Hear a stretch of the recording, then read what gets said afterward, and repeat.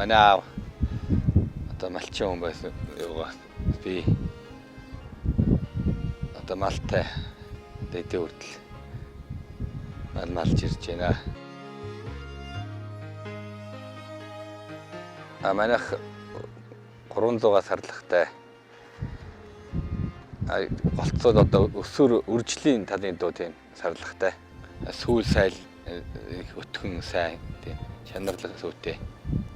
Махын хэрэглэн тэгээд дайр ширэн одоо сур өдөөний нөхцөл зөгтсөн одоо тэгээд олон жирэм тэгэл бүхэл одоо түүхэд сарлагаас гарна да.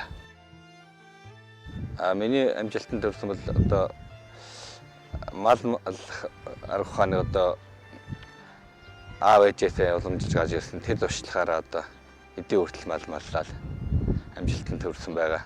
Тэрийг одоо олон дээр нь баяжуулж одоо